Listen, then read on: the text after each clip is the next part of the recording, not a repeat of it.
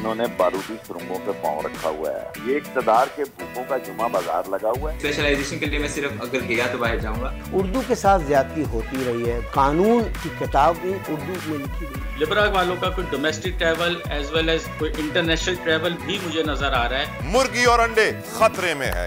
एक शॉर्टेज आएगी और फिर उसके बाद एक ब्रेक डाउन हो जाएगा।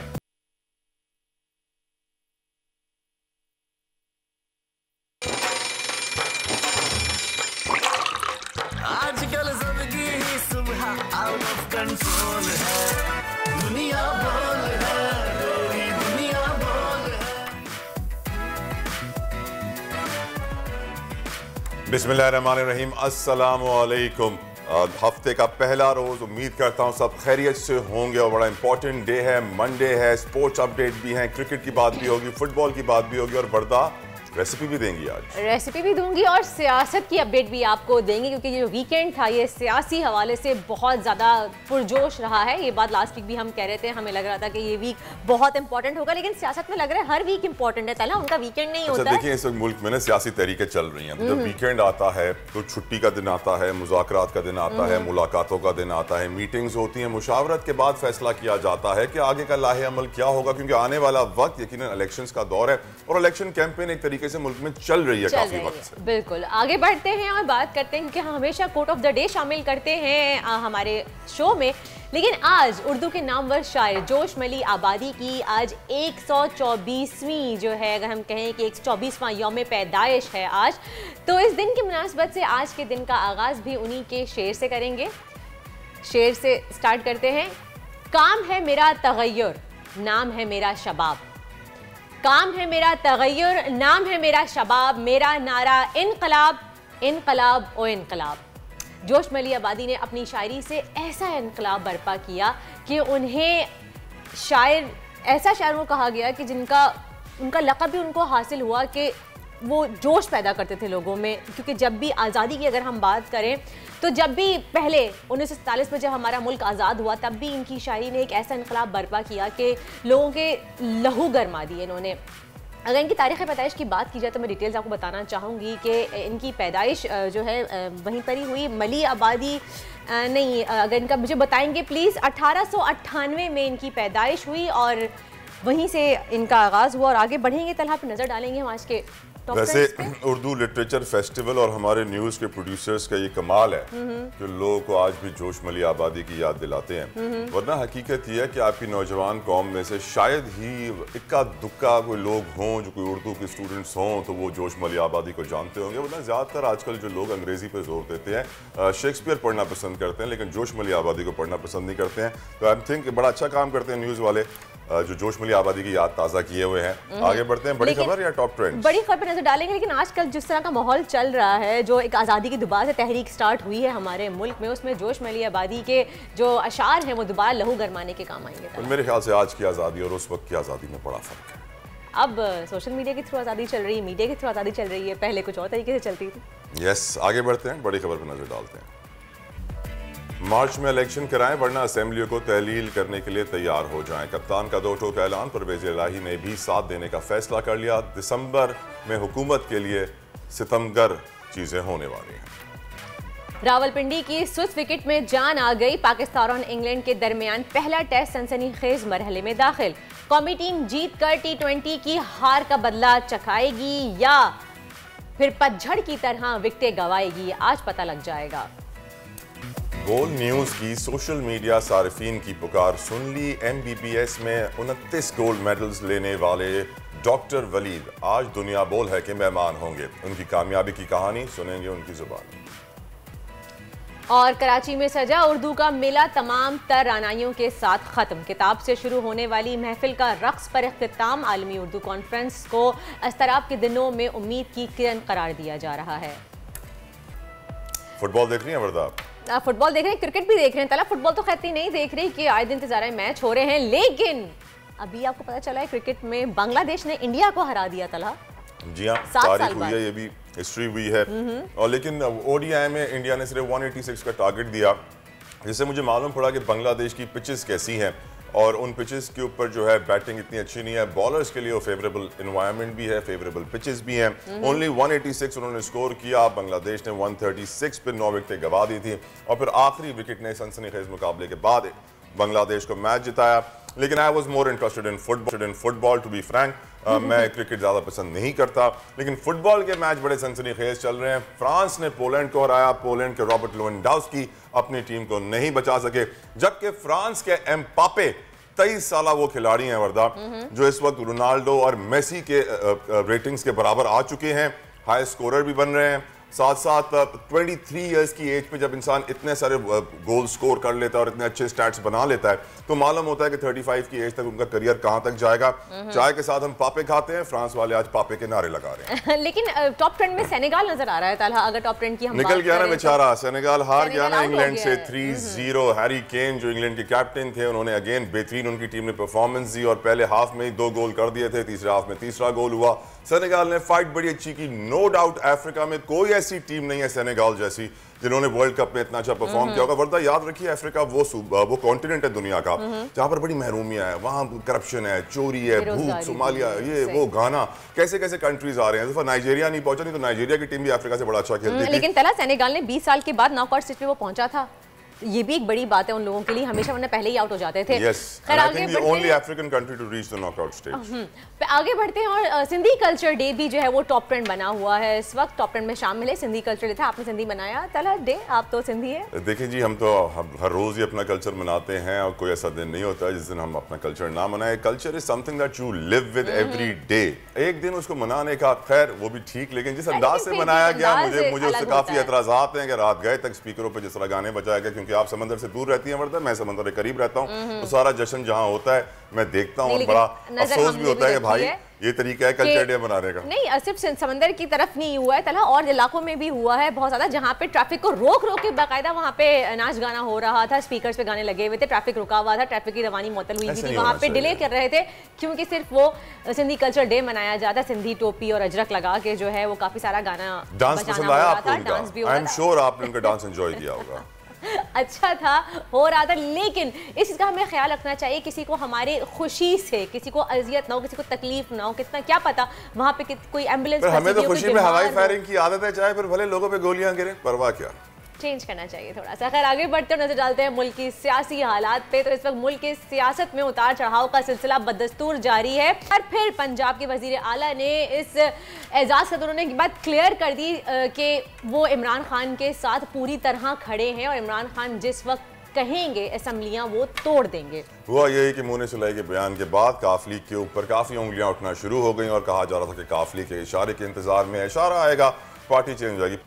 वज़ीर आला पंजाब ने परवेज़ इलाही ने वज़ीर आज़म पर तनकीद भी की और कहा है कि शहबाज शरीफ पूरी तरीके से एक्सपोज हो चुके हैं, जबकि मियां नवाज शरीफ के हवाले से उनकी अपनी ये राय थी कि नवाज शरीफ अब पाकिस्तान वापस नहीं आएंगे और बिलफर्ज अगर आ भी गए तो उनकी कोई हैसियत नहीं होगी सियासत में। तलहा, यकीनन नवाज शरीफ साहब चाहते हैं कि वो जल्द अज जल्द वतन वापस लौटें और इलेक्शन से पहले लौटें, लेकिन जो केसेस हैं उनको किस तरह रफा दफा किया जाएगा, that must be the primary target. वही पहली तरजीह है इस वक्त हुकूमत की कि नवाज शरीफ साहब के लिए राह हमवार की जाए, उनके लिए आसानियाँ पैदा की जाएँ कि वो जल्द अज जल्द वापस आ सकें। लेकिन एट द सेम टाइम जो मुल्क में हो रहा है वो मुझे ये कुछ लग रहा है कि इस वक्त जितने भी मुल्क के बड़े सियासी प्लेयर्स हैं वो इंटरव्यूज़ दे रहे हैं और वो शायद सुर्खियाँ बनना चाहते हैं, वो चाहते हैं कि वो हेडलाइन में रहें 2-2, 3-3 दिन तक। पहले हमने देखा मुने सुलाई ने भी ऐसी बयान दिया, फिर खान साहब का गुज़िश्ता रोज़ बोल पे जो इंटरव्यू चला था उसका इमरान रियाज खान साहब के साथ, और उसके ऊपर आपने देखा कि पूरे मीडिया में वावेला मच गया और फिर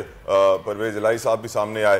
तो इस वक्त माहौल कुछ ऐसा है कि माइंड कंट्रोल और जहन साजी की जा रही है इलेक्शन के लिए, क्योंकि सियासी हालात और सियासी बयानात एक दूसरे से कॉन्फ्लिक्टिंग है। तरह कॉन्फ्लिक्ट तो कर रहे हैं। और अगर हम बात करें इलेक्शंस की तो ठीक है।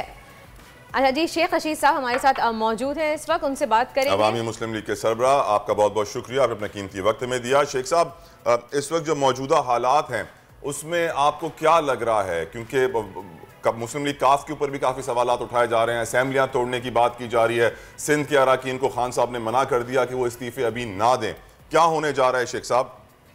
देखें, जितना सियासी अदम इस्तेकाम बढ़ता जा रहा है, माशी बहरान बढ़ता जा रहा है, उतनी मुश्किलात आवाम के लिए भी और हुकूमत के लिए भी संगीन और शदीद हो जाएंगी।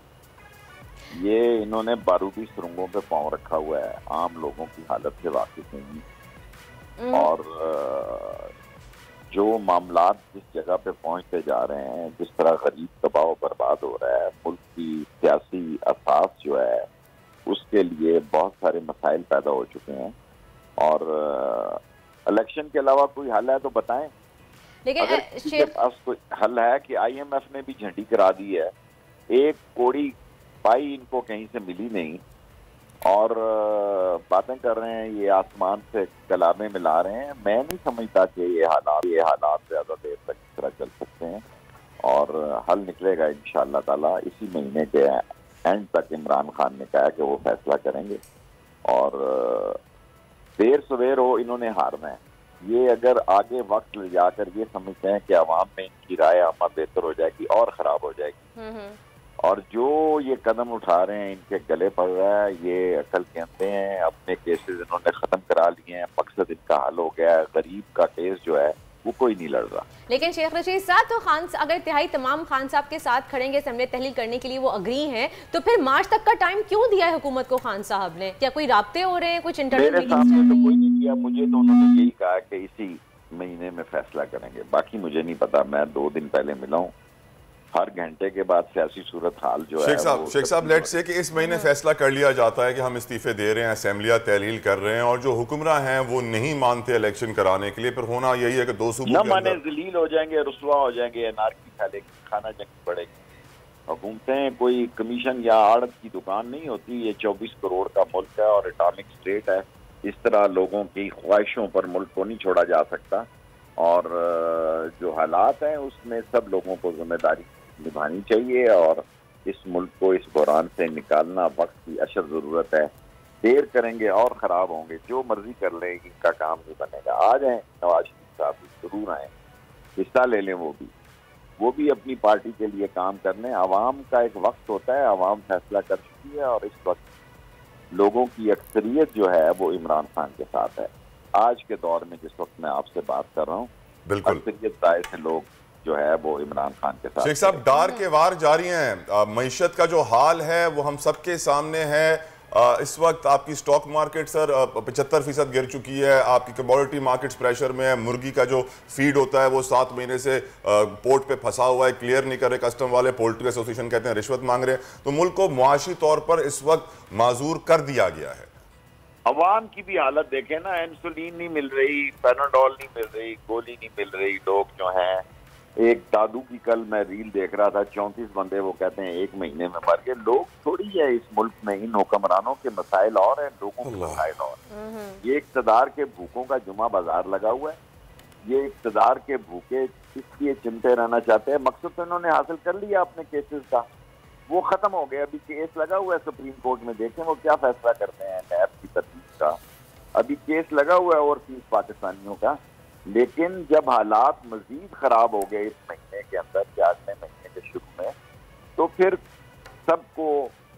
सबके गले में ये जिम्मेदारी आएगी कि इस मुल्क के मसले हल करें। Thank you. आमीन। बहुत बहुत शुक्रिया। अवामी मुस्लिम लीग के सरबराह शेख रशीद अहमद साहब हमारे साथ मौजूद थे। आप अपना कीमती वक्त हमें सुबह दिया कि इमरान खान साहब इस महीने के एंड में फैसला कर लेंगे। लेट्स से इस महीने के एंड में फैसला कर लेते हैं कि हम असेंबली तहलील कर रहे हैं, अपने इस्तीफे दे रहे हैं। तो फिर सवाल ये होता है कि हुक्मरान जमात क्या इलेक्शन कराएगी, क्योंकि वो तो अक्टूबर में इलेक्शन कराना चाहते हैं, आप मार्च में कराना चाहते हैं। जनवरी आ जाएगा, 25 दिनों के बाद नया साल शुरू हो जाएगा।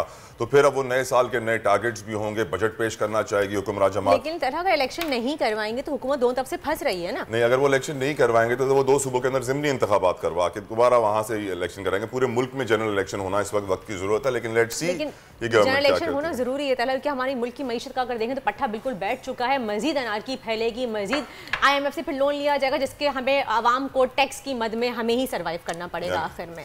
चले, आपने मजीद अनारकी का यानी बिलीव के अनारकी आ चुकी है और मजीद बढ़ेगी। लेते हैं एक ब्रेक, कहीं मत जाएगा। मिलते हैं आपसे एक ब्रेक के बाद। आजकल जिंदगी ही सुबह आउट ऑफ कंट्रोल है, दुनिया बोल है, दुनिया बोल है। Welcome back after the break. आप देख रहे हैं दुनिया बोल है। अभी ब्रेक पे मैं और तलहा डिस्कस कर रहे थे, एक बहुत ही वायरल वीडियो चल रही है और हमें अफसोस हो रहा था कि हमारे जो यूथ है या हमारे मुल्क के नौजवान है, हमारे पाकिस्तानी है, वो किस तरफ जा रहे हैं। यकीनन, और वो वीडियो देखने के बाद जो एक और खबर चल रही थी, वो लड़की को 2 करोड़ रुपए मिल गए उसके डांस के ऊपर। तो मैंने कहा यार इतना जल्दी 2 करोड़ रुपए तो यूट्यूब, इंस्टा कोई भी नहीं देता, कोई टिकटॉकर, कोई प्लेटफॉर्म ऐसा नहीं है कि जिस पर आप वीडियो डालें और 2 दिन के बाद पैसे आ जाते हैं। तो ये ऐसी पोस्ट बनाई जाती हैं मार्केटिंग के लिए, और मार्केटिंग की जा रही थी ताकि वो लड़की ज़्यादा से ज़्यादा वायरल हो। लेकिन I think it's too much ऐसे डांस फजूल चीज़ों पे अगर आप लोगों को वायरल करें तो हमारी आने वाली जो नई जनरेशन है उसको क्या लेसन मिलेगा कि ये क्या कोई भी एक डांस की वो लेसन ये देना चाह रहे हैं कि वाहियात डांस करो 2 करोड़ मिल जाएंगे। एग्जैक्टली। लेकिन उसके बरक्स अगर हम देखें, जहां हमारा पाकिस्तानी टैलेंट है, जिनके कारनामे वाकई बेमिसाल हैं, जिसको वाकई सोशल मीडिया पे वायरल होना चाहिए, हमारे नौजवान इतने ज़्यादा, मैं कहूँगी उन्होंने 29 गोल्ड मेडल जीते हैं। वो MBBS स्टूडेंट हैं, लाहौर से उनका ताल्लुक है। बहुत अफसोस का, जितना इनको वायरल होना चाहिए था, इनको इतनी शोहरत मिली है, बहुत शोहरत मिली है, लेकिन इनको 2 करोड़ कमाने में बहुत टाइम लगेगा, मिली है कि जितनी मिलनी चाहिए थी। और ये अपने आप एक बहुत बड़ी बात है कि 19 गोल्ड मेडल हासिल करने के बावजूद भी इंटरनेट सारिफीन जो हैं वो इनको नहीं इतना ज़्यादा पजराई दे रहे, इतना ज़्यादा वायरल करे जितना उस लड़की को वायरल किया गया था। तो ये थोड़ा सा फ़र्क है, हमारे एक डिलेमा बन गया है कि अगर आप डांस वीडियोस इस तरह की कोई वीडियोस वायरल कर देंगे तो वो बहुत जल्दी सुपर हिट हो जाएगी। लेकिन जहाँ सरवत गिलानी ने कहा था ना कि मैं जब थोड़ी सी अपनी बाहों की कोई ऐसे जिस्म दिखाती हूँ तो मेरी पिक्चर के ऊपर हज़ारों करोड़ों लाइक्स आ जाते हैं, और जहाँ मैं प्रॉपर बापर्दा होती हूँ वहाँ पे 7-8 लाइक्स आते हैं, तो हम लोग मेंटली काफी परेशान। लेकिन वलीद खान के जो कारनामा है, जितने इन्होंने मेडल्स हासिल किए हैं, गोल्ड मेडल और सिल्वर मेडल, इन्होंने, ये अपने आप में बहुत बड़ी बात है। डॉक्टर वलीद मलिक हमारे साथ इस वक्त मौजूद हैं। Waleed, thank you for giving us your time, congratulations, आपको बहुत बहुत मुबारक हो अपनी कामयाबी। लेकिन माशाल्लाह से मैं देख रहा हूँ आपने पूरी ज़िंदगी पढ़ने में गुजार दी, हाफिज़ कुरान भी हैं, इतने सारे गोल्ड मेडल भी ले लिए हैं। बताइए कौन से मुल्क में जाके ज़िंदगी गुजारना पसंद करेंगे? Thank you so much for inviting me. सबसे पहले तो अल्लाह ताला का शुक्र है कि अल्लाह ताला ने इस कामयाबी से मुझे नवाजा। अब मुल्क जिसमें पैदा हुआ, मुल्क जिसने मुझे इतनी इज्जत बख्शी, मेरा तो यही इरादा है कि मैं उस मुल्क की खिदमत करूँ, उसकी जो कौम है। 10 साल के बाद पूछूंगा आपका इरादा बदला कि नहीं? अभी हाउस जॉब शुरू होगी ना आपकी? जी, मैं करंटली हाउस जॉब कर रहा हूँ, ऑलरेडी कर रहे हैं। कोशिश यही है कि पाकिस्तान में ही रहूँ, लेकिन अनफॉर्चुनेटली हमारे हेल्थ के सिस्टम का जो डायलेमा है उसकी वजह से अनडिसाइडेड प्लान्स हैं, और खाना खासा मुझे भाई। वलीद, 45 किलो आपका खुद का वजन है और 12 किलो जो है वो आपकी सिर्फ मेडल्स का वजन है। तो ये बताएं कि इतने सारे मेडल्स आपने कौन से सब्जेक्ट्स में विन किए हैं? इसके अंदर डिफरेंट सब्जेक्ट्स हमारे MBBS के पूरे 5 इयर्स के अंदर होते हैं। उनके डिफरेंट सब्जेक्ट्स के अंदर मैंने गोल्ड मेडल्स, डिस्टिंक्शंस और हाईएस्ट मार्क्स वगैरह लिए हैं, और डिफरेंट ईयर्स के अंदर पोजीशंस की वजह से मुझे मेडल्स। तो ये इंस्पिरेशन कहाँ से लिया? आजकल की अगर हम यंग जनरेशन को देखें तो या तो वो टिकटॉक पे लगी हुई है या सोशल मीडिया पे लगी हुई है। मैं ये पूछूंगा वलीद, आटा कहाँ से लेते हो भाई? कौन सा आटा खाते हो? कौन सी चक्की का आटा खाते हो वलीद? मुझे आटा पसंद नहीं है, मैं चावल ज्यादा शौक से खाता हूँ। कौन से ब्रांड के चावल तो नहीं पूछ सकती, मार्केटिंग हो जाएगी। अभी मुझे ये बताओ, चावल खाने वाले तो मोटे होते हैं, उसका मेटाबॉलिज्म अच्छा है ना? जी जी। अरे वजन आपको लगता है, चावल लगता नहीं, हम तो चावल खाएं तो फौरन मोटे हो जाते हैं डॉक्टर साहब। अल्लाह ताला ने ऐसे बनाया कि वो चावल। Who is your inspiration Waleed? आपको इतनी जुस्तजू, इतनी मेहनत करने की आदत कैसे पड़ी? देखिए, वालिदैन ने मेरी तरबियत अल्हम्दुलिल्लाह बहुत अच्छी की है, और उन्होंने आजकल के दौर के बरअक्स हमें कायदे आज़म अल्लामा इकबाल से आशना कराया गया। तो कायदे आज़म ने जो हमें सबक दिया कि हमने यूनिटी, फेथ और डिसिप्लिन को लेके चलना है, और काम, तो उसी को नजर रखते हुए मैंने। वलीद, आपके वालिद साहब ने बताया कि आप 16 घंटे पढ़ाई करते थे, तो किस तरह से, कि एक वक्त आता है कि जब आपका दिमाग बिल्कुल ब्लैंक हो जाता है, आपको एक ब्रेक की जरूरत होती है। मैंने सुना MBBS के स्टूडेंट्स रिटलिन का इस्तेमाल करते हैं ना जागने के लिए, वलीद साहब? ऐसे है कि जब इंसान को आदत हो जाती है, हमें तो 5 साल हो गए थे इस चीज़ को मुझे करते हुए, तो ये पहले साल मुश्किल होती है, लेकिन उसके बाद ब्रेन भी जो ट्यून हो चुका होता है कि अब इस बंदे ने जो है 2 से 3 घंटे ही सोना है और बाकी मोस्ट ऑफ द टाइम पढ़ना ही है, तो दिमाग को भी आदत हो चुकी थी इस चीज़। वलीद, टारगेट क्या है? कौन सी स्पेशलाइजेशन करेंगे आप? मेडिसिन के अंदर मैं आगे परस्यू करना चाहूँगा। मेडिसिन के आगे, लेकिन वलीद, हमें पता चला था कि आप बाहर जाने के शौकीन हैं, आपकी ख्वाहिश है कि आप बाहर मुल्क जाएं और वहाँ जाके पढ़ाई करें, तो वहाँ जाके अगर आपका वहाँ पे सेटल होने का इरादा हो गया फिर, क्योंकि ज़्यादातर हमारे मुल्क में इतनी कदर नहीं होती है, बहुत अफसोस के साथ।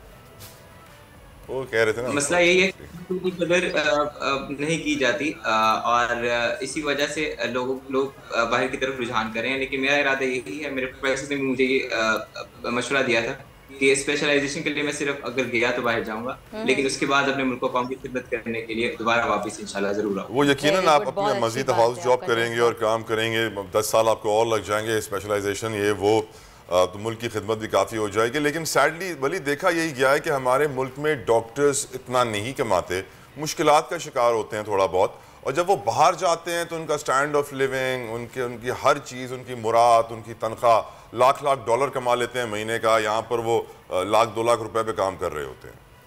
Would you agree?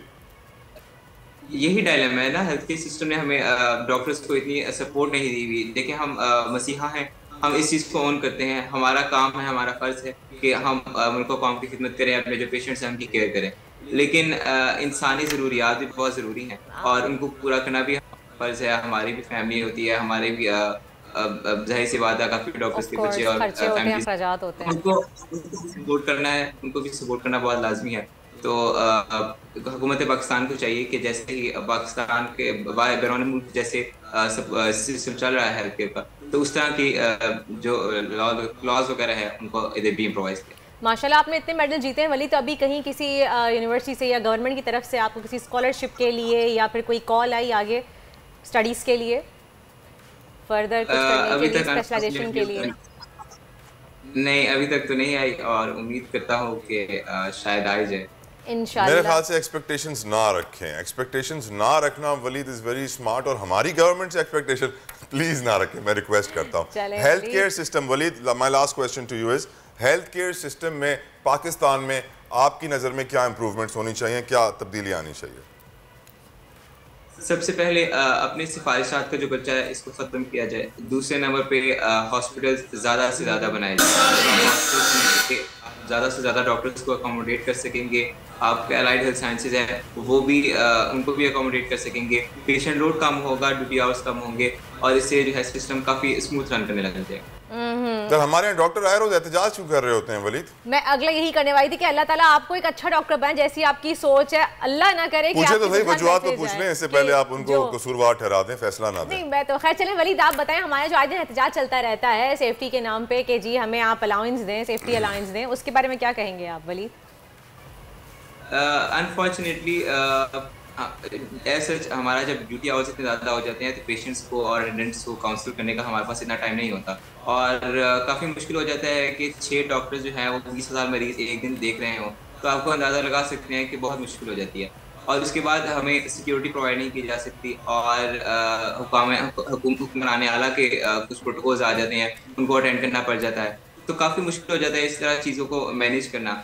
तो अगर यही वजह है कि जो डॉक्टर्स है वो एहतजाज इसी बात पे कर रहे होते हैं कि हमें अलाउंसेस दिए जाएं, हमें सिक्योरिटी जॉब सिक्योरिटी प्रोवाइड की जाए, हर जैसे हुकूमत वगैरह के लोग जो भी होते हैं उनको सिक्योरिटी प्रोवाइड की जा सकती है, तो हमें क्यों सिक्योरिटी प्रोवाइड नहीं की जा सकती जबकि हम लोगों की ज़िंदगियों को बचाने की कोशिश कर रहे हैं और हमारी अपनी ज़िंदगी जो है वो खतरे में पड़ जाती है। बिल्कुल वलीद, लेकिन सिक्योरिटी के नाम पे मरीजों की ज़िंदगी से खेलना, एक इंसानी ज़िंदगी से खेलना, ये तो कहीं भी सही नहीं। डॉक्टर पे भी तो रहम खाएं जो 20 साल पढ़ के आ रहा होता है और फिर अपनी ज़िंदगी खतरे में डाल रहा होता है, जिसने 10 करोड़ रुपए पढ़ाई पे लगाए हुए होते हैं, मुश्किल से 50 लाख कमाए हुए होते हैं, उस पर आप क्यों नहीं रहम खाती? आपको गरीब की जिंदगी नजर आती है, डॉक्टर की मुश्किल नजर नहीं आती वर्दा को। I am sorry doctor Waleed, Warda ऐसी है। बहुत बहुत शुक्रिया। नहीं लेकिन मैं इंसानियत के लिए सबसे पहले, इंसानियत के नाम पे आपने इस तरह से नहीं करना।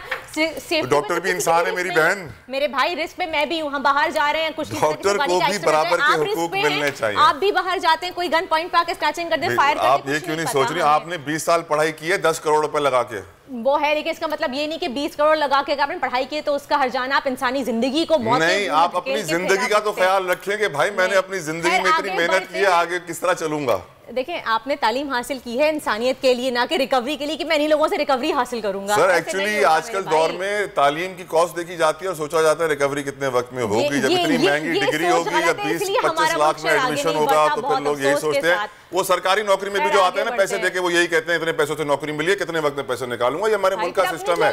आपने अगर कल एक बड़ा इंपॉर्टेंट इंटरव्यू मैंने देख रहा था अकील करीम डैडी साहब का, वो कहते हैं कि इस मुल्क में जो मैनिपुलेशन 2 नंबरी करता है ना, उसी को अवार्ड मिलता है। जो 1 नंबर काम करता है उसे साइड पे कर देते हैं। हम बदलते नहीं ना, फिर हम शिकायत करते हैं अपनी गवर्नमेंट से, अपने मुल्क। जब तक हम खुद नहीं बदलेंगे हम कैसे एक्सपेक्ट कर सकते हैं? ब्रेक का वक्त वो भी दिखाएंगे इंशाल्लाह आगे चल के अपने शो में। एक ब्रेक। आजकल जिंदगी ही सुबह आउट ऑफ कंट्रोल है, दुनिया बोल है, तेरी दुनिया बोल। Welcome back after the break. जनाब, ऐसे हालात में जब सियासी अदम इस्तेकाम की वजह से अवाम की अक्सरियत अपने मुस्तकबिल को लेकर परेशान है, ऐसे हालात में आलमी उर्दू कॉन्फ्रेंस एक उम्मीद की किरण बनकर उभरी है। Arts council of Pakistan Karachi में आलमी उर्दू कॉन्फ्रेंस का कल जो एक कॉन्फ्रेंस चल रही थी वो कल इख्तिताम पजीर हो गई है। लेकिन इस कॉन्फ्रेंस में नौजवान नस्ल की शिरकत और उर्दू अदब में दिलचस्पी इस बात का सबूत है किस सलीके से हवाओं में जो खुशबू घोल सकते हैं, अभी कुछ लोग बाकी हैं जो उर्दू बोल सकते हैं। अनवर मकसूद की जो प्रेजेंस थी उर्दू कॉन्फ्रेंस में आखिरी दिन के ऊपर, यकीनन उसने 4 चांद लगाए और उनकी तकरीर ने भी 4 चांद, क्योंकि वो दिल से बात करते हैं, डरते नहीं है किसी से, हक और सच का साथ देते हैं। लेकिन वर्दा जो आपने बोला ना कि मुआशी मसाइल में उर्दू कॉन्फ्रेंस उम्मीद की किरण, मैं नहीं समझता ये मुआशी या सियासी मसाइल कोई किरण है, क्योंकि ये उर्दू कॉन्फ्रेंस यकीनन लोगों की तवज्जो हटाने के लिए, उनको रिलैक्स करने के लिए, उनको स्ट्रेस फ्री करने के लिए बहुत ज़रूरी है और उर्दू पे वापस लाने के लिए बहुत ज़रूरी है। वरना ज़्यादातर लोग आजकल बर्गर कहलाते हैं। अब बर्गर वो भी बनने चाहते हैं बर्गर, लेकिन बन जाते हैं अंडे वाला बर्गर। हमारे साथ मौजूद है फैज़ कल्चर फाउंडेशन के साबिक सदर अकरम कायम खानी साहब। अस्सलाम वालेकुम and welcome to our show sir. Thank you so much for coming. Akram साहब, मुझे मालूम पड़ा कि आप उर्दू कॉन्फ्रेंस के लिए अमेरिका से आए हैं। मैं बरतानिया से। बरतानिया से हैं सर? क्यों सर? मतलब आराम से वहाँ बैठे हुए थे, रिलैक्स कर रहे थे सर? मैं गुज़िश्ता कुछ 10-12 साल से आता हूँ हर साल क्योंकि उसकी 2 वजूहात हैं। एक तो यह है कि उर्दू से मोहब्बत और वगैरह वगैरह, उसके साथ साथ अहमद शाह जो उसके सदर हैं वो मेरे यूनिवर्सिटी फ़ेलो हैं और मेरे साथ थे यूनिवर्सिटी में यहाँ कराची में, और तालिब इल्मी के ज़माने में हम दोस्त थे। तो और मैं समझता हूँ कि उससे बेहतर काम कल्चरल काम कोई कहीं पर भी नहीं हो रहा है। देखें, ये आर्ट्स काउंसिल जो हैं पूरे पाकिस्तान के हर खत्ते में, हर शहर में मौजूद है। लेकिन आप हैरान होगी कि कराची ही क्यों? कराची ही वाहिद, बल्कि मैं ये कहूँगा कि इस आर्ट्स काउंसिल में एक ज़माने में पढ़ता भी था। मैं 1 साल 1.5 साल जब यूनिवर्सिटी का हमारा गैप था तो मैंने यहाँ पर एक छोटा सा कोर्स भी किया। तो टीना सानी भी मेरी क्लास फेलो थी उस ज़माने में, और मज़रा अब्बास जो ज़ियामुद्दीन की वाइफ हैं वो भी हमारी क्लास में होती थी।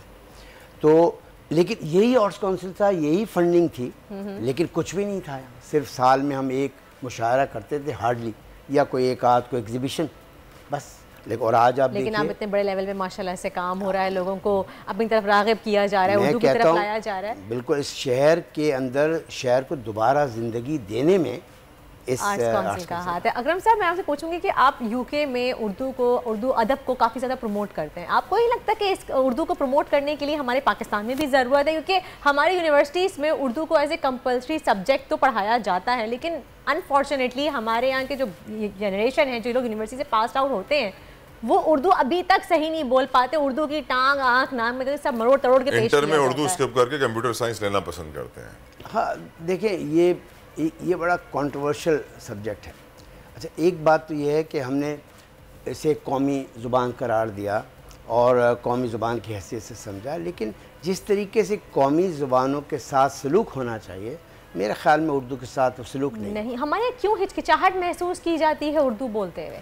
इसकी वजह मेरे ख्याल में माशी सूरत हाल है। उर्दू अब शायद एक, जिसे कहते हैं ना, वो लैंग्वेज नहीं रही जो अब आज कंप्यूटर मैटर करता है, तो कंप्यूटर में उर्दू मैटर नहीं होती।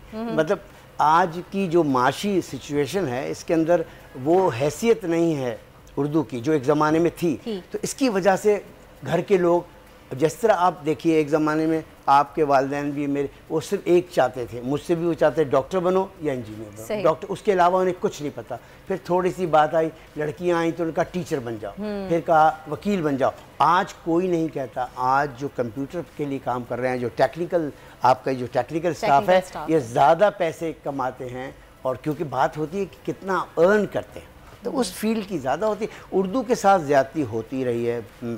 और क्यों?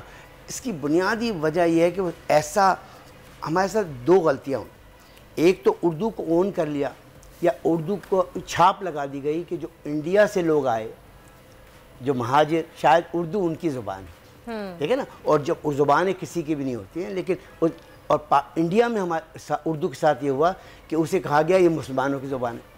नहीं, और उर्दू को हिंदी से भी तो वो कहा गया ना कि मुशावरत रखती है। नहीं, हिंदी से मुशावरत रखती है, लेकिन इंडिया में जनाब कानून की किताबें उर्दू में लिखी गई, यानी हत्ता के कोर्ट्स में उर्दू के अंदर जो है वो प्रोसीडिंग्स होती थी। लेकिन अब वो समझा जाता है जानबूझ के, क्योंकि वहाँ भी एक्सट्रीमिज़म है। वो कहते हैं जी उर्दू जो है मुसलमानों की ज़ुबान है। तो ये हमारी ज़्यादती है।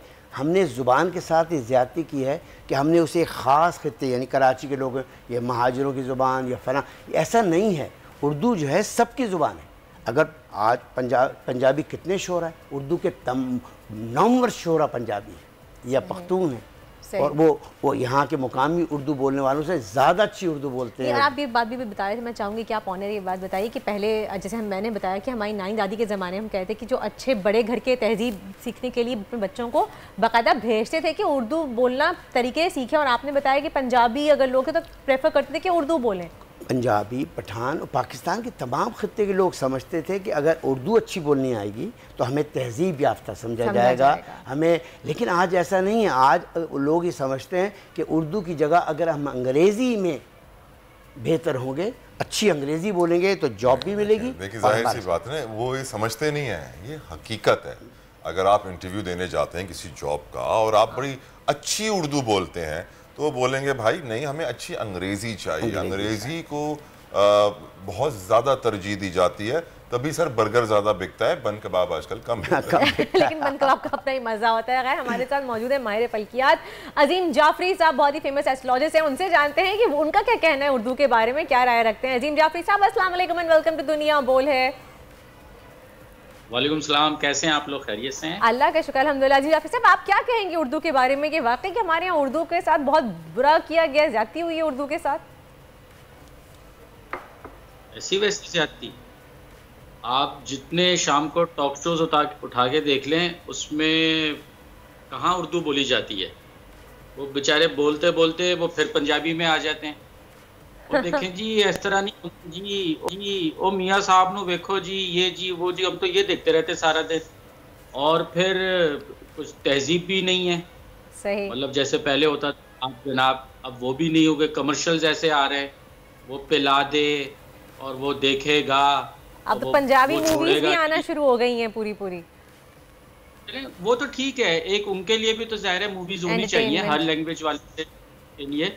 मगर आप देखें ना मीडिया पे कितना उसको खराब किया जा रहा है हमारी एक लैंग्वेज को। सही।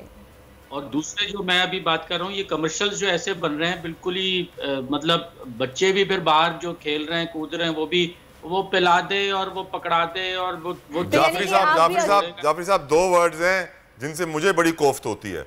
एक वो कहता है कि मैंने करी, और वो कहता है जॉनसा। ये मैं हैरान होता हूँ, जॉनसा कहाँ से पैदा हुआ जाफरी साहब? ये जॉनसन सा तो है, जॉनसा कौन है? या जॉन सीना है? ये जॉनसा बिल्कुल अजीब। मतलब आप ऐसे कई वर्ड्स तलब नहीं सुनेंगे आम फहम में, वो जॉनसा। अच्छा, लेकिन देखिए आप उर्दू हमारी ज़बान इतनी खूबसूरत है कि वो इन अल्फाजों को भी अपने अंदर जम कर लेती है। जाफरी साहब आगे बढ़ेंगे, थोड़ा सा आपसे कुछ सितारों के हवाले से बात करें। आपको क्या लग रहा है? सुनने में आ रहा है कि नवाज शरीफ साहब की वापसी वतन मुतवक्का है, वो आएंगे नहीं आएंगे? दिसंबर आ रहा है, दिसंबर में आपने कहा था कि बहुत सेंसिटिव है, पॉलिटिकली मामलात रहेंगे सितारों के ऊपर। जायचे कुछ आपको सही नज़र नहीं आ रहे, अभी भी अपनी बात पे आप कायम हैं या कुछ चेंजेस नज़र आ रही हैं आपको? मैं अभी भी कायम हूँ, और मैंने पहले भी आपके शो में कहा था 15 दिसंबर से 15 मार्च बड़ा क्रूशल पीरियड ये गुजर रहा है हमारे मुल्क से ना, गुजरेगा मतलब 15 ऑनवर्ड्स। और ये नहीं मैं कह रहा कि अप्रैल में बहुत अच्छा हो जाएगा, 15 अप्रैल तक तो एटलीस्ट बहुत पोजीशन जो है ना वीक है। तो इसमें अगर कोई आ रहा है या वो ये समझ रहा है भाई मैं आके ये कर दूंगा वो कर दूंगा और मुल्क की तकदीर बदलूंगा, ऐसा कुछ भी नहीं होगा, कुछ भी नहीं होगा। ठीक है, सही। चलिए पिछले दिनों फाइनेंस संभाला, सारा कुछ किया उनकी एक टीम मेंबर ने, मगर क्या हुआ, रिजल्ट आप देख रहे हैं, आप कुछ तो भी नहीं दोनों होगा। फाइनेंस मिनिस्टर साबिक भी और करंट भी दोनों दूसरे पर तनकीद कर रहे हैं। अजीम भाई आपसे जानेंगे कि आज मंडे है, हफ्ते का पहला दिन है, ये हफ्ता सितारों के लिए कैसा रहेगा ये बता दीजिए आप। अच्छा, ये वीक में एक अच्छी पोजीशन चेंज हुई है, जैसे वीनस स्कॉर्पियो से सेजिटेरियस में और जो मरकरी था जो गुरूब था वो तुलू हो गया। तो ये दो पोजीशन बहुत अच्छी, हमारी प्लानिटरी पोजीशन अच्छी हुई है। तो सबसे पहले एरीज का जो है, अगर मिसाल के तौर पे आपको कोई किसी चीज़ का आप वेट कर रहे थे, यार वो मेरा उसका रिजल्ट नहीं मिल रहा, ईमेल का रिप्लाई नहीं आ रहा, बॉस फाइल पे साइन नहीं कर रहा, ठीक है, वो या कोई अगर खुदा ना करे कोई इश्यूज थे, अगर उनके कोई लिटिगेशन के मामला थे, तो वो अब सॉल्व होने की तरफ जाएंगे। टॉरस वालों थोड़ा सा ये एहतियात करें कि मतलब बिजनेस वाइज कह रहा हूँ, माली मामलात में लेन देन बड़ा केयरफुली होकर चलें और थोड़ा सा हेल्थ इश्यूज को भी अपना नज़रअंदाज ना करें, क्योंकि मौसम भी ऐसा हो रहा है। जेमिनाई वालों का बहुत अच्छा हो गया, अल्लाह का शुक्र, उनका अब ट्रैवल भी बन सकता है, किसी के साथ मिलके कुछ काम भी कर सकते हैं, शादी ब्याह की भी बातचीत चल सकती है। उसके बाद बारी है कैंसर वालों की। कैंसर वालों का अच्छा है, बल्कि ये वीक में इनको कहीं से कोई पैसे मिल सकते हैं, इनका कोई रुका हुआ जो काम था जिसका बहुत देर से ये इंतज़ार कर रहे थे वो काम हो सकता है। सेक्रेटेरियस वालों का पहले भी अच्छा चल रहा था, अल्लाह का शुक्र, अब मजीद इस महीने की 15 तारीख से उनका और अच्छा हो जाएगा। मिर्को वालों का जैसे मैंने बताया अच्छा था, अभी आज मतलब कल दोपहर को उनका अच्छा हुआ है 2 बजे। तो अब ये हो सकता है गाड़ी चेंज करना है, मकान चेंज कर रहे हैं, एजुकेशन में कोई प्रॉब्लम आ रही थी तो वो सॉल्व होगी। उसके बाद बारी है लिब्रा की। लिब्रा वालों का कोई domestic travel as well as कोई इंटरनेशनल ट्रैवल भी मुझे नज़र आ रहा है, और कोई शादी ब्याह की कोई रस्म की इस तरह की कोई बातचीत नज़र आ रही है, और कन्वेंस के मामलात में भी अब वो अपग्रेड हो सकते हैं। उसके बाद बारी है स्कॉर्पियो। स्कॉर्पियो मैं शुरू दिन से कह रहा हूँ काफ़ी अभी ये ख़राब चल रहे हैं, अभी उनका वैसे भी सितारा उल्टा है, वीक में पड़ा हुआ है। अभी कोई ऐसा स्टेप ना लें कि मैं यहाँ आ जाऊँ, मैं वहाँ चला जाऊँ और सब ठीक कर दूँ, वो अभी अवॉइड कर। सेक्रेटेरियस वालों का अच्छा हो चुका है 24 नवंबर से, मजीद अब उनका अच्छा हो गया, उनकी कोई प्रमोशन, उनके कोई जॉब लेस थे तो जॉब लग सकती है, कोई और शादी ब्याह के मामला थे तो वो अब ठीक हो सकते हैं।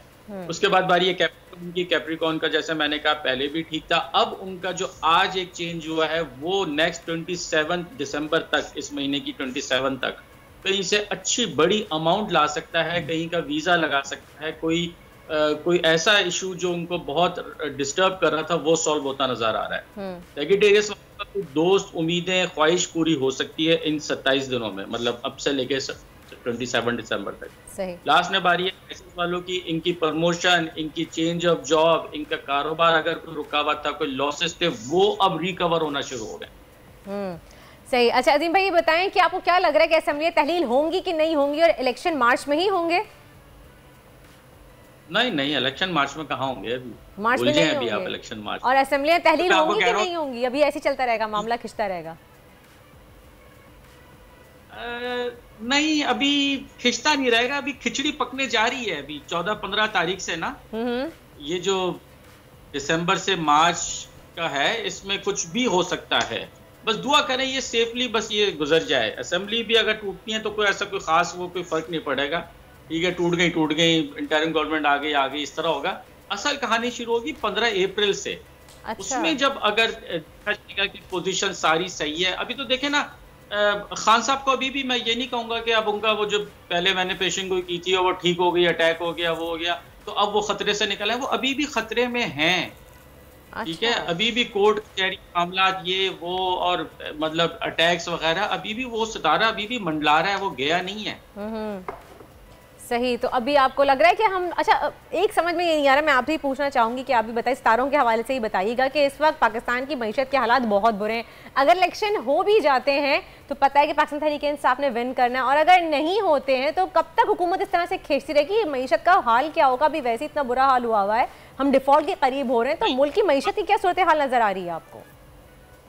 देखें, बुरा हाल था, ठीक है, आज जो एक प्लानिटरी मूवमेंट हुई है, चेंज हुआ है, मुझे लग रहा है कि अब आहिस्ता आहिस्ता ये निकलना शुरू होंगे। देखिए जब सितारे गुरूब होते हैं, खराब घर में होते हैं, बंद खाने में होते हैं ना, तो वो प्रॉब्लम लाते हैं। वो जब तुलू होते हैं, वहां से निकलते हैं, तो फिर मामला ठीक होते हैं। अब मुझे लग रहा है कि कहीं बाहर से इनको कोई पैसे IMF वगैरह से कहीं से भी लोन वगैरह जो भी ये चाह रही है गवर्नमेंट, अब इनके मामला आज लिख लें, आज से बेहतर होना शुरू होंगे। तो यानी कि फिक्र की बात नहीं है, मैं बेहतरी आएगी, कुछ भी नहीं होगा, होगा कि श्रीलंका वाला हाल हो जाएगा और ये हो जाएगा, डिफॉल्ट हो जाएगा। मैंने पहले भी आपके शो में कहा था, अब भी मैं इसी पे कायम हूँ, कुछ नहीं होने वाला, बल्कि अब बेहतरी की तरफ जाएंगे। अब बेहतरी की तरफ जाएंगे। अच्छा, एक और आपसे एक सवाल करना चाहूँगी। मैंने सोशल मीडिया पे आया है, एक सवाल किया है मोहम्मद ने, उनका नाम पूरा है मोहम्मद शोएब। ये बता रहे हैं कि इनकी तारीख़ पैदाइश है 5 जुलाई और 5 जुलाई 1981 और ये बाहर ट्रैवल करना चाह रहे हैं, तो ये पूछ रहे हैं कब तक इनके लिए बेहतर रहेगा? शोएब साहब को कहिए कि ये जो 15 दिसंबर से 15 जनवरी वाला पीरियड आ रहा है ना, अगर तो आपके पास है ऑप्शन, वीजा लगा हुआ है, सारा कुछ है, तो ये बेस्ट डे है। अगर ये सुन रहे हैं तो देख लें। क्या तारीखें बताई आपने? Not day, it's the best period for travel. 15 दिसंबर, 3 दिसंबर, हाँ 15 दिसंबर से 15 जनवरी, 15 दिसंबर से 15 जनवरी के बीच। तो वो जो पीरियड होगा ना, उसमें ये ट्रैवल करेंगे तो बड़ा जबरदस्त होगा। और बस ये देख लीजिएगा उस दिन मून इन स्कॉर्पियो ना हो जिस दिन ये ट्रैवल करें। वो आजकल नेट पे पता चल जाता है। क्या ना हो? ठीक है, कमर दर अकरब ना हो। सही, मून इन स्कॉर्पियो, उससे क्या होगा? वो सही नहीं है, राहु के ज़मरे में आ जाता है।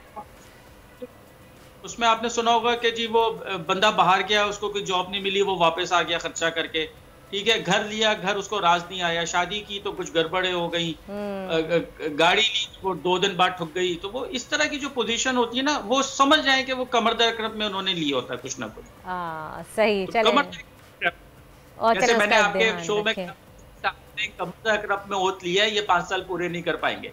आपके शो में नहीं कहा था, बोल टीवी पे सही नहीं, आपने कहा भी था, हमें ही बताया था, आपने जब वो मार्च स्टार्ट तब भी आपने कहा था कि इस वक्त सही टाइम पीरियड नहीं है मार्च स्टार्ट करने के लिए। खैर बहुत बहुत शुक्रिया अजीम जाफिर साहब हमारे साथ मौजूद थे, थैंक यू। हमें अपनी प्रेडिक्शंस बताई किस तारों के हवाले से कि ये हफ्ता सितारों के लिए कैसा रहेगा। एक ब्रेक का वक्त हुआ है, ब्रेक के बाद शेफ वर्दा हमें चिकन यखनी पुलाव बनाना सिखा रही है। चिकन यखनी पुलाव नहीं, सिर्फ यखनी सूप में बनाना बताऊंगी आपको। लिखा हुआ है सामने पुलाव।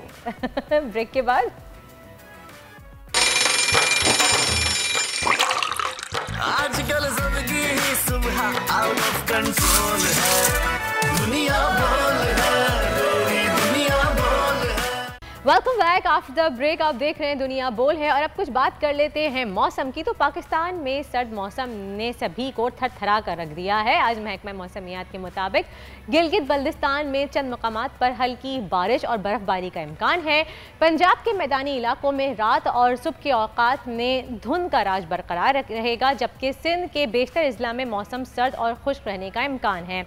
मुल्क के मुख्तलिफ शहरों के दर्जा हरारत की अगर हम बात करें तो आज दर्जा हरारत कराची में कम से कम 16, लाहौर में 9, इस्लामाबाद में भी 9, कोयटा में 1 और पेशावर में 8 डिग्री सेंटीग्रेड रहने का इम्कान है। लेकिन धुंध के बायस पंजाब में कहा जा रहा है कि बिला वजह अपने घरों से ना निकलें और तमाम शहरी फॉग लाइट्स का इस्तेमाल करें। अपना बहुत बहुत ख्याल रखें क्योंकि इस वक्त फॉग में निकलना यानी कि धुंध में निकलना डेंजरस हो सकता है। ये थी मौसम की सूरत हाल। अब चलते हैं तलहा की तरफ।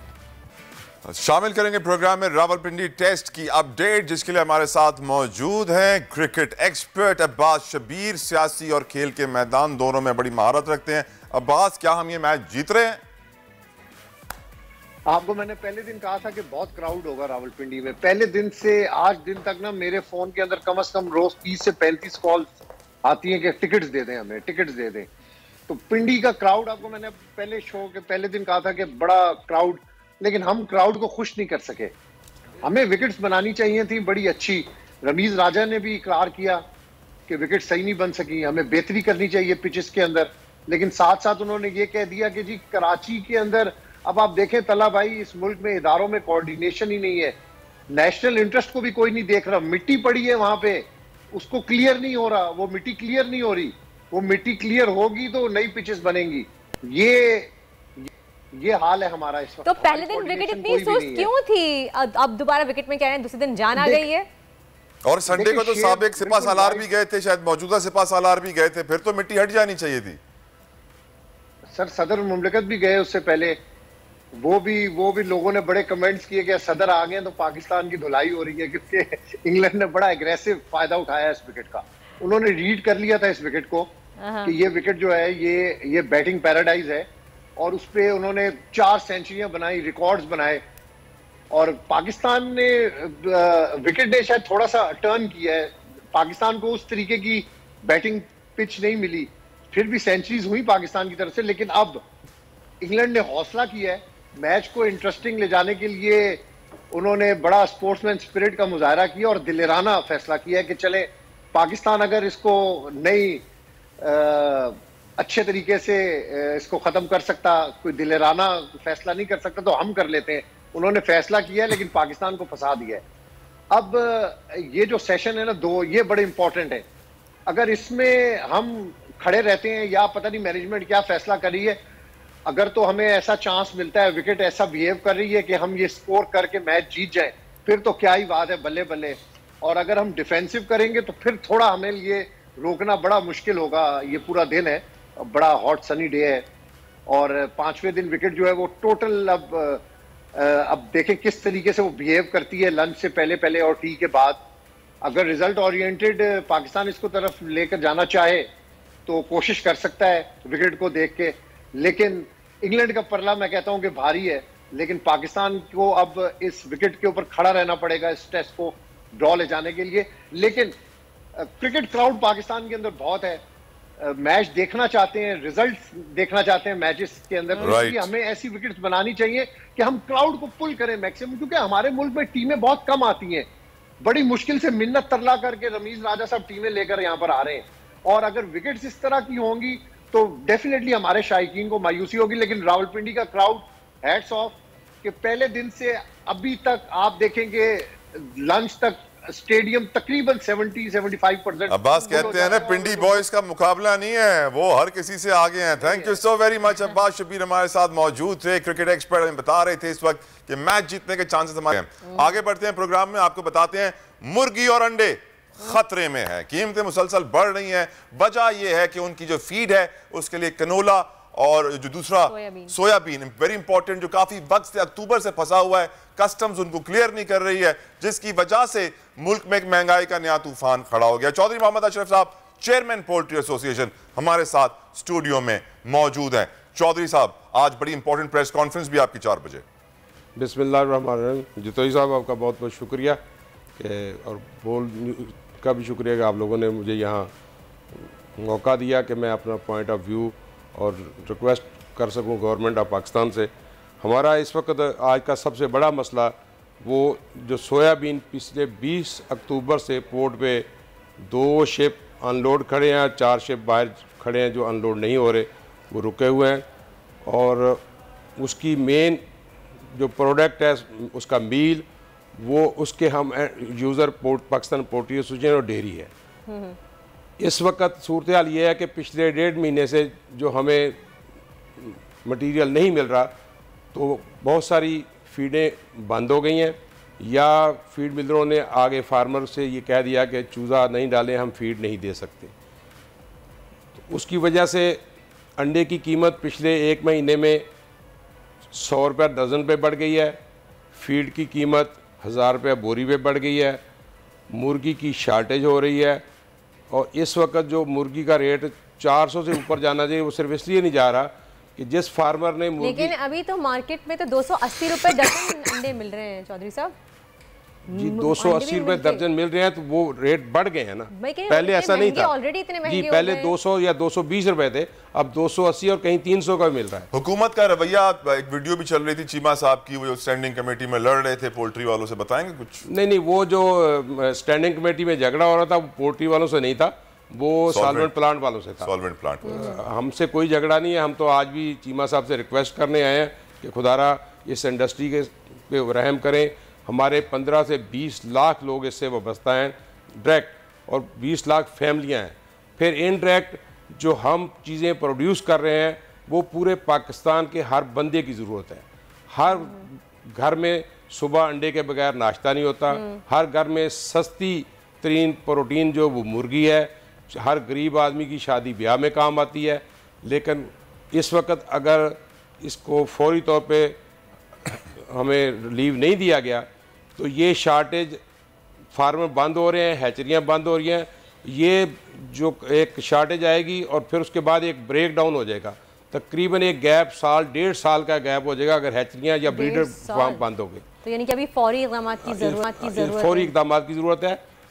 जो चीज़ें अवेलेबल होंगी, अंडा अगर आज 300 रुपये दर्जन मिल रहा है तो कल अगर हमें ये मटेरियल नहीं मिलता, हम फीडे प्रॉपर फीडे नहीं बना सकते तो ये अंडा 400-500 पे भी जा सकता है, क्योंकि फीड की कास्ट तो गरीब आदमी की पहुंच से ही बाहर है ऑलरेडी। गरीब आदमी की पहुंच से अभी बाहर है, लेकिन महंगी हो गई अभी से इतनी महंगाई। लेकिन मैं आपसे ये अर्ज करूं कि इस वक्त सस्ती तरीन प्रोटीन अंडा मुर्गी है जो हर बंदे की पहुंच में है और हम ये मुहैया कर रहे हैं, पूरी पाकिस्तान पोल्ट्री एसोसिएशन ये मुहैया कर रही है।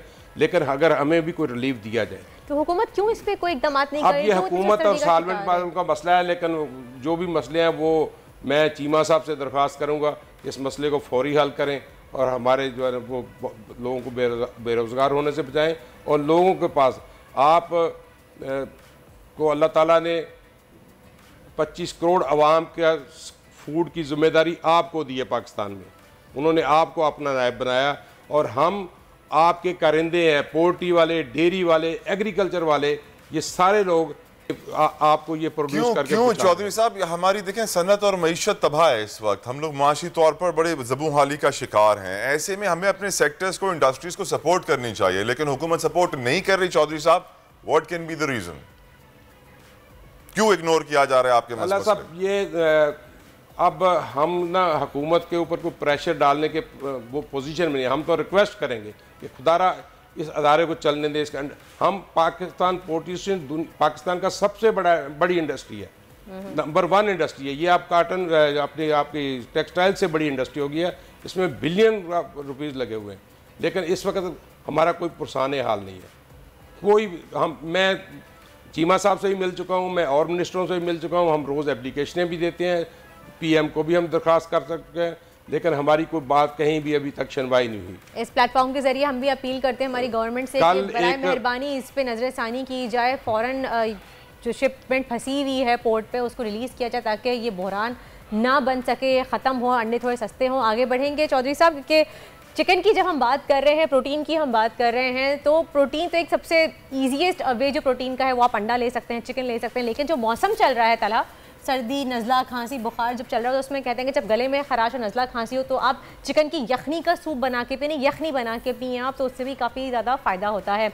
आप जिक्र कर रहे थे कुछ देर पहले कि मैं एक रेसिपी बताऊंगी आपको, तो मैं यहाँ पे चाह रही थी कि हेल्थ के हवाले से यहाँ पे मैं चिकन यखनी के बारे में आपको बताऊँगी, चिकन यखनी कैसे बनाएं ताकि वो आपके लिए हेल्दी भी हो और गले में खराश है, आपको खांसी है तो उसमें भी फ़ायदेमंद होगी। आप आधा किलो चिकन का बताऊंगी, आधा किलो चिकन आप लें लेकिन हड्डी समेत, आधा किलो चिकन लीजिए, उसमें आप जो भी बर्तन ले रहे हैं पतीला उसमें पानी भर लीजिए, उसमें आप 1 अदद लार्ज साइज़ की प्याज डाल लीजिए, लहसुन अदरक का पेस्ट डाल लीजिए, अगर साबुत लहसुन है वो डालिए, 4-5 जवे अदरक का 1 इंच का टुकड़ा डाल दीजिए, साथ में दालचीनी 2 इंच, 3-4 लौंगे और 4-5 काली मिर्च साबुत, ये तमाम चीज़ें डाल के, अच्छा ऑप्शनल है यहाँ पे गाजर, अगर आपको डालना है तो आप ऐड कर सकते हैं वरना इससे मीठा हो जाता है, नमक, काली मिर्च पिसी हुई, हस्बे जायका, हल्दी ये डालिए और उसके बाद आप इसको अच्छी तरीके से जोश दे के उबाल लीजिए, इसके बाद छान के आप बोटियों को रेशा कर लीजिए और उसको यखनी में मिला लीजिए, एक सूप यखनी टाइप की तैयार हो जाएगी, वो आप लोग लीजिए ज़रूर लाजमी। जो गले में रेशा है, नज़ला है, खांसी है, उसमें बहुत ज़्यादा फ़ायदेमंद साबित हो सकती है। और जो गर्म मसाले इसमें ऐड किए हैं, बड़ी इलायची भी आप डाल सकते हैं 2 अदद, ये आपके लिए बहुत हेल्दी होती है। थैंक यू, बहुत बहुत शुक्रिया आपका। हमने अपने प्लेटफॉर्म के जरिए अपील भी की है, अल्लाह करे कि हुक्मरान कुछ सुन लें, इसमें नजरसानी करें, अल्लाह करे, क्योंकि अब उम्मीदें सिर्फ रब की ज़ात में हैं, इंसानों में बिल्कुल भी नहीं है। लेकिन जो हमारे हुक्मरान उनको सोचना होगा कि मुल्क को किस डायरेक्शन में लेके जा रहे हैं, क्या हम मजीद नुकसान बर्दाश्त कर पाएंगे इन मुआशी हालात में। प्रोग्राम का वक्त तमाम होता है, अपना बहुत ख्याल रखिएगा, कल आपसे फिर मुलाकात होगी, अंटिल देन अल्लाह हाफ़िज़। आजकल जिंदगी ही सुबह आउट ऑफ कंट्रोल है, दुनिया बोल है, दुनिया बोल है। तारीख में पहली बार इमरान खान, आसिफ अली जरदारी, शहबाज शरीफ, मरियम नवाज, मौलाना फजल रहमान और बिलावल भुट्टो सब एक साथ चल रहे हैं। सिर्फ बोल पर। सब्सक्राइब करें और बेल दबाएं ताकि कोई खबर रह न जाए।